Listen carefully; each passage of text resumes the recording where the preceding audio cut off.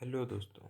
तो आज मैं लेके आया हूँ IOS international olympiad science class 10 2023-2024 का सॉल्यूशन। तो अभी अपने सॉल्यूशन देखते हैं। तो यह सेक्शन है साइंस का। पहला क्वेश्चन बोला विच of the following chemical reaction is balanced. Balanced मतलब क्या होता है? LHS रिएक्टेंट साइड और प्रोडक्ट साइड में जो भी एटम्स होते हैं, यहाँ पे H और O है, दोनों तरफ सेम होने चाहिए। तो देखते हैं, इसमें सेम है O2, 2 मॉलिक्यूल होंगे ऑक्सीजन के, तो यहाँ भी 2 है और यहाँ 4 होने चाहिए, यहाँ भी 4 है, तो इसलिए ऑप्शन ए।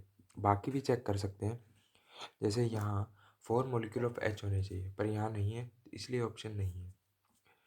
यहाँ पे 4 मॉलिक्यूल ऑफ हाइड्रोजन है, यहाँ भी 4 मॉलिक्यूल है पर 6 मॉलिक्यूल ऑफ ऑक्सीजन नहीं है, तो इसलिए ये नहीं है। यहाँ पे 4 मॉलिक्यूल ऑफ ऑक्सीजन है, यहाँ 2 मॉलिक्यूल है, इसलिए ये नहीं। तो जाते नेक्स्ट क्वेश्चन पे। सेकंड बोला है कि pH of a solution is 7.6। हमें पता है कि न्यूट्रल के लिए 7 चाहिए होता है, अगर 7 से ज़्यादा होता है तो वो होता है बेसिक, मतलब एल्कलाइन। तो ये रहा A option. Which of the following is not a noble gas. Noble gas helium, neon और आर्गन होती है, हाइड्रोजन नोबल गैस नहीं होती है, इसलिए D option. Which gas does evolve when ethanol reacts with sodium. ये फेमस रिएक्शन है।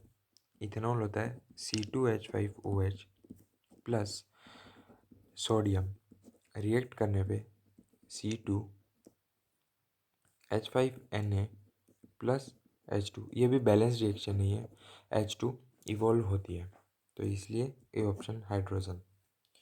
अब आता है which of the following is the structural formula of propane. Propane क्या होता है? C3H8, तो ये ऑप्शन सही, सी ऑप्शन। तो हम आते हैं नेक्स्ट क्वेश्चन पे, जो कि 6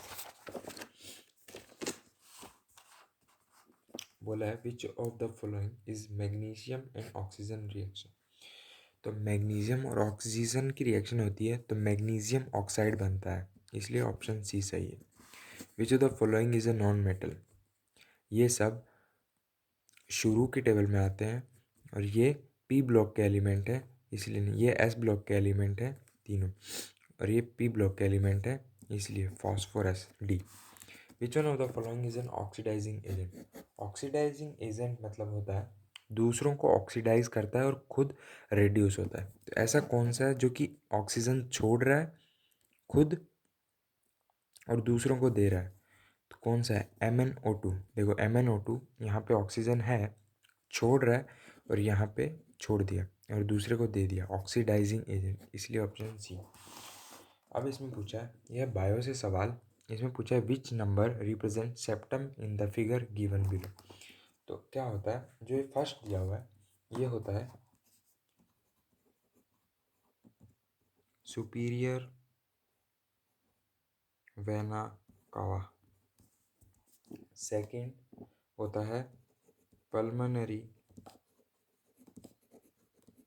आर्टरी, स्पेलिंग गलत हो सकती है, और थर्ड है अरोटा, और ये है सेप्टम जो कि अपने से पूछा गया है, इसलिए ऑप्शन डी सही है। नेक्स्ट आ जाता है which of the following types of reproduction has been shown in the following figure. देखें तो ये मॉलिक्यूल और ये मॉलिक्यूल आइडेंटिकल है, तो मतलब रीजनरेट हुआ है, इसलिए रीजनरेशन। और इस ये जो एग्जाम्पल है इसका नाम है planaria. Which of the following represent cell body in the figure shown below. O को अपने बोलते हैं डेंट्रिट्स, एन को बोलते हैं नोड, एल को बोलते हैं सेल बॉडी, और एम को बोलते हैं न्यूक्लियस। तो अपने से क्या पूछा है? सेल बॉडी, सेल बॉडी क्या? एल, इसलिए ऑप्शन ए। पूछा है in respiration breaking down of pyruvate using oxygen take place in which part of the cell. आपको ये रिएक्शन याद होगी, glucose break down into pyruvate, break down into C6H12O6 plus 6 molecule of CO2 plus 38 ATP। ये ATP energy release होती है। ये जो reaction होती है ये होती है माइटोकॉन्ड्रिया में। अपने से क्या पूछा, pyruvate oxygen which part of cell, इसलिए माइटोकॉन्ड्रिया। आते हैं नेक्स्ट क्वेश्चन पे। The movement of the plant response in the gravity.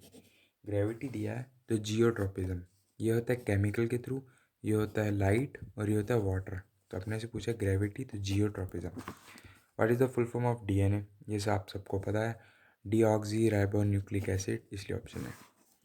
Are all variation in a species equally likely to survive in their environment?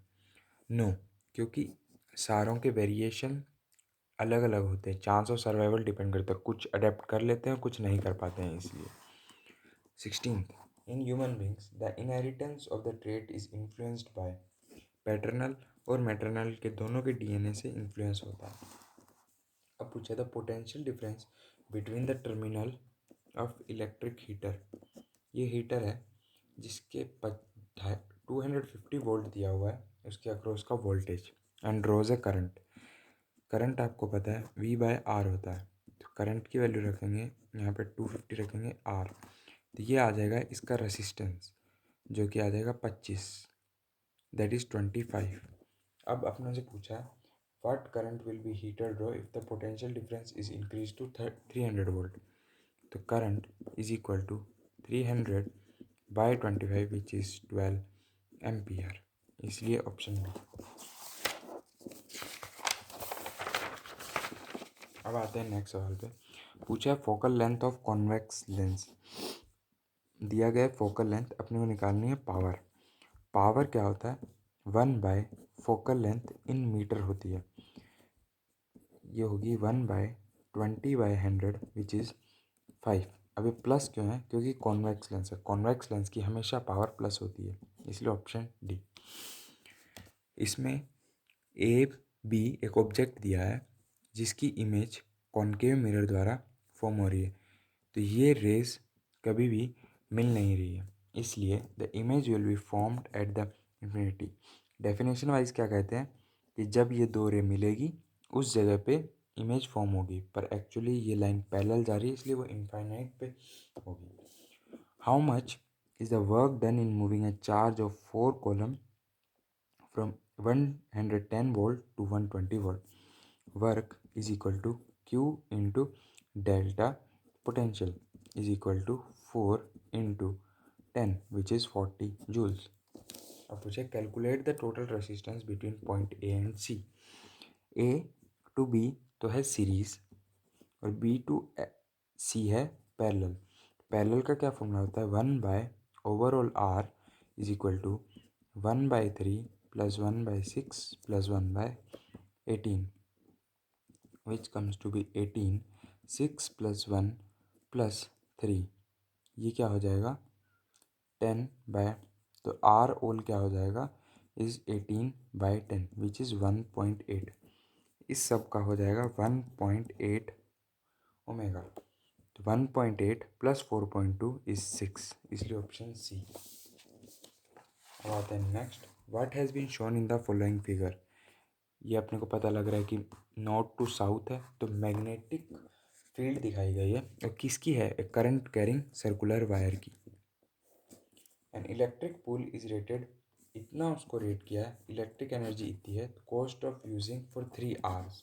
तो क्या करना है, 5000 into 3 into 4.5 divide by 1000 4 kilowatt, ये answer आता है 67.5, ये answer. Light enters from air to glass having refractive index. Refractive index का formula होता है mu is equal to speed of air which is c divided by speed of light in glass। तो सीधा formula लगाना है, 1.5 is equal to 3/x, यहाँ से x आ जाएगा 2 into 10⁸ which is option B. अब पूछा है in the following food chain 100 joule of energy is available at the producer level and the energy is transfer to hawk. हमें पता है कि 10% ऑफ द एनर्जी जाती है, तो ये 100 है, तो ये 10 होगा, ये 1 होगा और ये 0.1 होगा। तो हॉक के पास कितनी है? 0.1, इसलिए ऑप्शन। तो यहाँ अपने सॉल्यूशन पार्ट ए के ख़त्म होते हैं। अगर आपको और भी सॉल्यूशन चाहिए तो हमारे चैनल को सब्सक्राइब करें, कमेंट करें और लाइक करें। Thank you.